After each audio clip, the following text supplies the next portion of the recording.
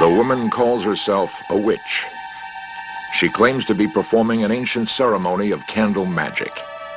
The power of the planets has been petitioned, and as the paper burns, a spell is cast. This rite of witchcraft is being practiced in Salem, Massachusetts, a place where people believed to be witches were once put to death.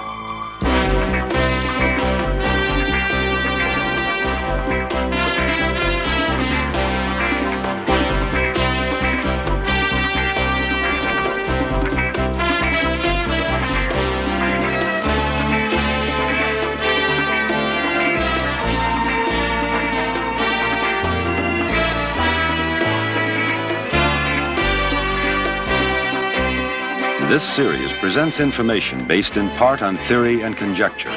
The producer's purpose is to suggest some possible explanations, but not necessarily the only ones, to the mysteries we will examine. Salem, Massachusetts is richly endowed with history and culture. For most of us, it is still best known as the site of America's witch trials. The past has left a permanent mark, and Salem has come to embrace the witch, at least in some respects. The witch is the town's symbol, and also a constant reminder of a reign of fear and terror. The witchcraft hysteria of 1692 actually began here, in the neighboring city of Danvers. It was once called Salem Village. Dr. Linda Caporal is a social psychologist. She has studied the witchcraft hysteria that once swept over the people here. Recently, she visited the Historical Society in Danvers.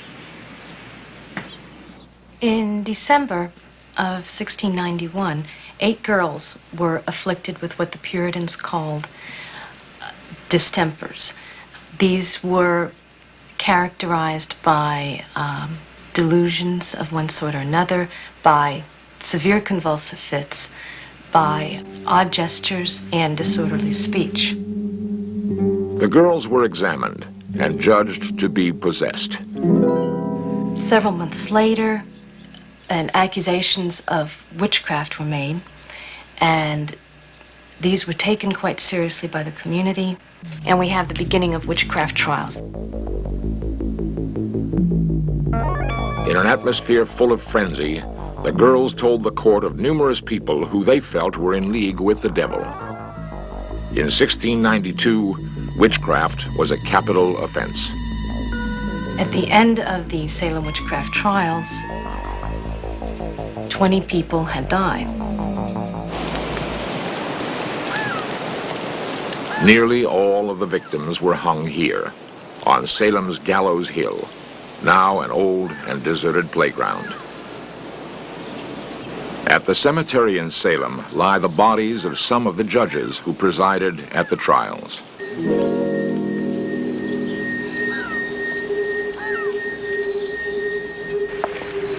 Despite its terrible history, witchcraft now thrives in Salem.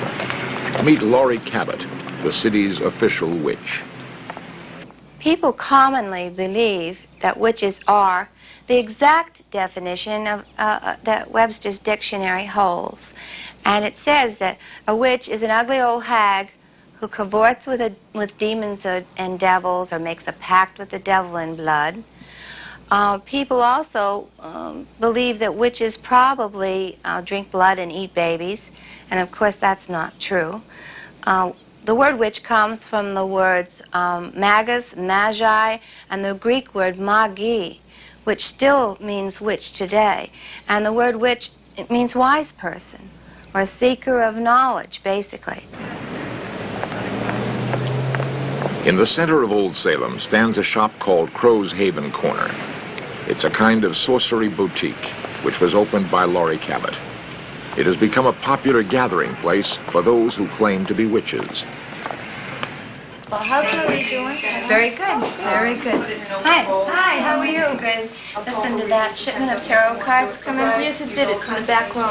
Okay, I'll go back. The shop has appealed to curious tourists, but it also stocks the herbs and potions that are needed by a witch. You sure you don't want to box? No, it's fine. I'll just take them the way he Laurie's daughter, Jody, is an actively practicing witch. Okay, it has a wonderful scent, so if the person is someone that you know or would like to know in the area, it will, just by smelling the scent of the ribbon, it will attract you. Laurie's younger daughter, Penny, will soon become a member of the coven. Welcome.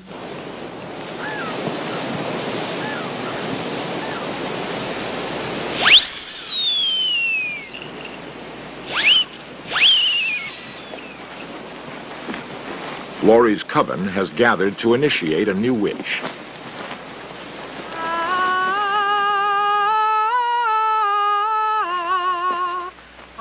The initiate is Penny, Laurie's 16-year-old daughter. This rarely photographed ceremony is based on ancient rites.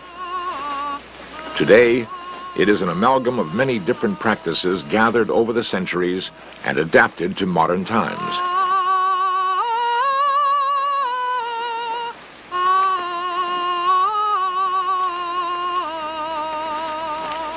Laurie begins the rite by casting a magic circle around the entire coven.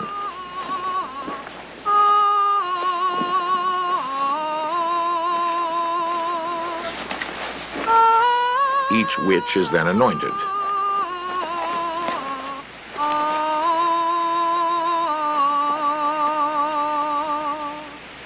I charge this circle to protect us from all negative and positive energies and forces that may come to do us harm. So mote it be. So mote it be. I draw into the center of this circle the energy of the universe and the wisdom of the pentacle. So mote it be. We bind your hands in infinity. We bind your creativity to the earth to aid us and help us. In the name of Isis, the Great Mother, and the Holy Maiden. Lady Day, on quiet Lady Day, with blossoms in her hair, comes the form of the fairy maiden, leaving green everywhere.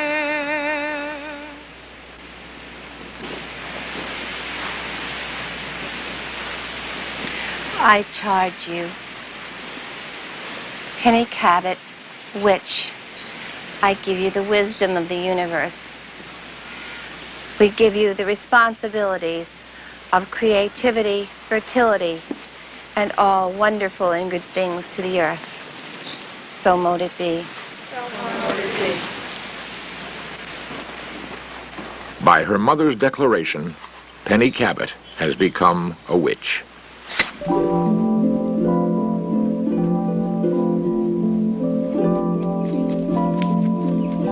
As a new witch in the coven, it is now Penny's duty to perform alone a sacred ritual. In a forest not far from Salem, Penny gathers the tools to cast a spell. From pine needles, leaves, and from her witch's cord, she will summon the powers she needs. The spell will be for herself. It will focus and concentrate her natural powers of witchcraft.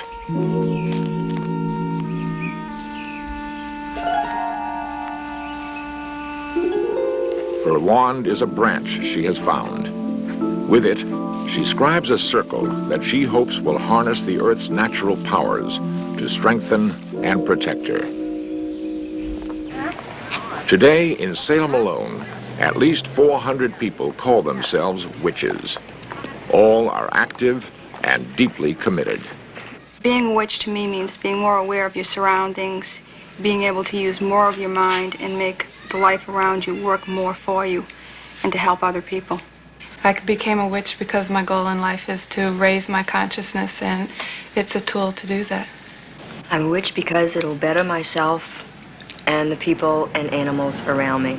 I became a witch just by basically getting involved in all occult matters and wanting to know about other phases of consciousness, which I think is really important because we don't use enough of our brain capacity to begin with. The best thing about being a witch is being able to use the vibrations of material things to work for you in the environment. I can control my environment through correct thinking, through putting the correct thought into the atmosphere, by concentrating. I don't think everyone should be a witch. I don't think it's for everyone, because to be a witch is a commitment. And to commit yourself, you have to spend a good deal of your life studying, learning about the world around you, various things. If we do healings, we have to know about anatomy. You have to be willing to make that kind of a commitment, and that's not for everyone. For Laurie Cabot and the members of her coven, witchcraft is not an idle interest. It is an integral part of their lives.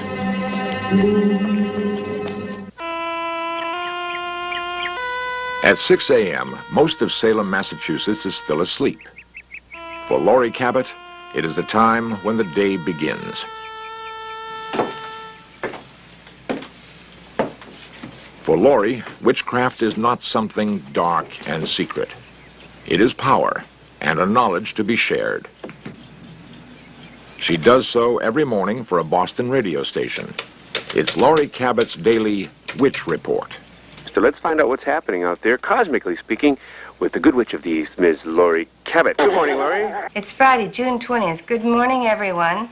The moon is in Libra, and the emphasis is on good manners, consideration, and tact. Venus, Saturn, and Neptune are harsh today, so hurt feelings are bound to happen.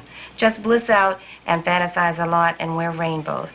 This is Laurie Cabot, a good witch from Salem. Remember, every ending is a beginning, and for all of us, this is law. Where we enter in, from there we must withdraw. Bye-bye.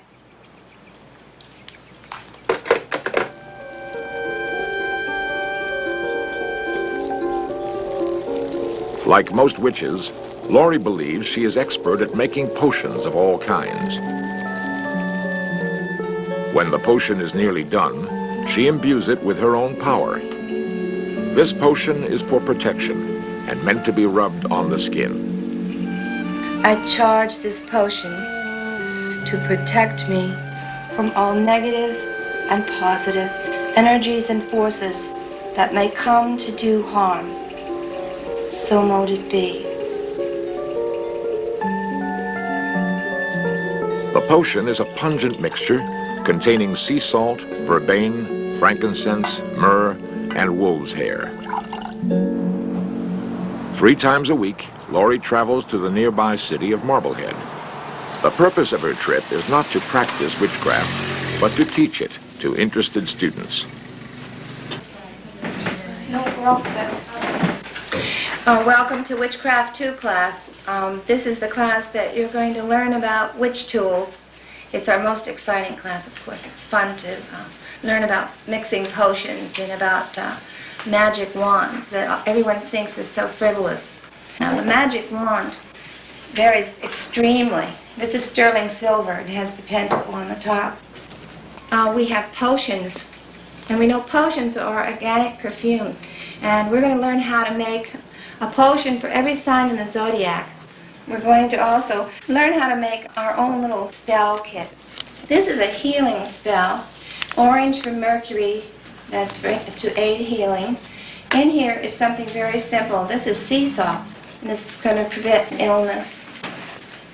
What we're going to do is teach you the culmination of all these things so that you can put them together and actually perform or put a spell together and do your magic and use your energy and your power to heal or to change things, maybe change the weather.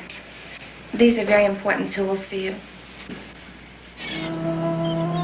June 21st for most of Salem marks the beginning of summer. For witches, it is a high holiday, a time for celebration and worship. It is the summer solstice. Laurie Cabot conducts a magic circle with her coven. I charge this circle to protect us from all negative and positive energies and forces that may come to do us harm. So mote it be. So mote it be. On the solstice, we draw in the energy of the sun and Jupiter into this place. We allow it to circulate in this circle. So mote it be. So mote it be.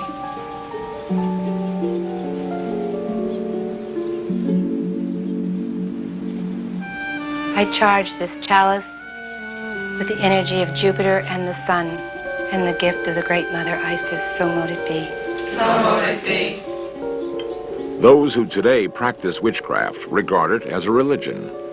It has only been in recent times that its unorthodox rituals have even been tolerated.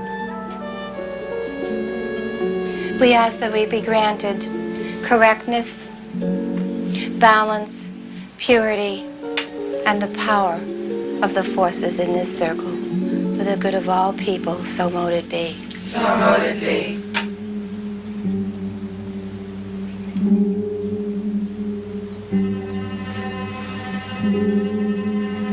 We now hold this energy within our bodies. The witches now form a cone of power, uniting and concentrating their energy. Finally, the magic circle is uncharged.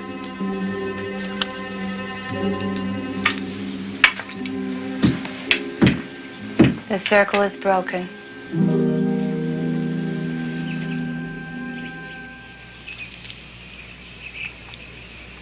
If Laurie Cabot had practiced witchcraft in colonial Salem, she most certainly would have been hanged. In the 17th century, spirits, devils, and demonic possession were thought to be very real. Witches were believed to be the human servants of evil. Even so, what was the reason that Salem Village suddenly fell into a violent episode of witchcraft hysteria? Dr. Linda Caporal has carefully developed a new and compelling theory. Since the time of the Salem trials, there have been numerous explanations as to the causes of the crisis. And these explanations include that there was mass hysteria, that there was fraud, that the girls were play acting, and that they falsely accused people. Another explanation is that there was indeed witchcraft in the neighborhood, that the girls had been involved with it and became mentally ill as a consequence of their guilt. These explanations are not really adequate because they don't address the originating causes of the symptoms, which first caused the Puritans so much concern. I think that the original causes of the girls' behavior, and behavior was what started the crisis, was eating contaminated bread, and that the bread is contaminated with a parasitic fungus known as ergot. Ergot is a fungus which grows on grain, most especially on rye, and it has a number of potent pharmacologic agents in it, especially one called isoergine, from which LSD is derived. Was the Salem witchcraft hysteria the result of demonic possession or of a then unknown form of chemical poisoning? The symptoms that are alluded to in the trial records are pinpricking, choking, disorderly behavior, convulsions, hallucinations. These are all the kinds of symptoms that you would expect from convulsive ergotism. Was this the devil loosed in Salem in 1692? Today, the people of Salem seem, at least, to tolerate their witches. And the public practice of witchcraft is taken in stride. Laurie Cabot claims to have the power to radically change the weather. On the waterfront of Salem, she gave it a try. I call on the Archangel Uriel to come and do my bidding.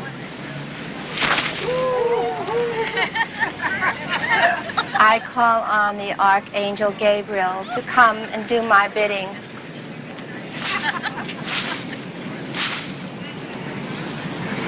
I call on the Archangel Michael to come and do my bidding. I call on the Archangel Raphael to come and do my bidding.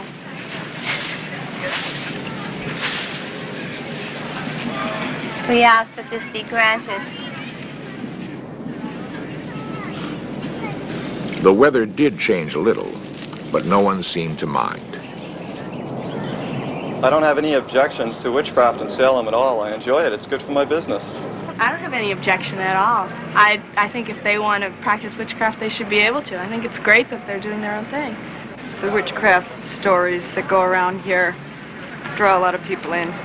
Well, it's clear that in the Bible, the witchcraft is condemned, and the people who are practicing it are not condemned if they're willing to give it up later, but I feel like they're just postponing the fullness of life they might enjoy if they look to the true source and not just some playing into the devil's hands, which they're doing whether they're conscious of it or not. Now, the witches in Salem don't give us any problems. They're very law-abiding. People often ask me, do you think the witch trials are over in Salem, or could witches be persecuted again? And I have a feeling because of our lack of education, there's a possibility through people's belief systems that it could happen again if we do not educate ourselves well enough. People need, excuse the expression, scapegoat, somewhere to put their anger and their unexplained happenings. But if they really knew what we know, it could never happen again. We don't intend it to happen. It won't happen to the witches of Salem, I can guarantee you that. Despite the horrifying past, witchcraft in Salem is alive and well and determined to survive. The witchcraft hysteria that swept through Salem nearly 300 years ago ended as quickly as it began. Many of the accusing girls made poignant public apologies, and Massachusetts became the first state to remove witchcraft from its catalog of capital offenses. Perhaps the worst of all demons and devils are ignorance, intolerance, and fear.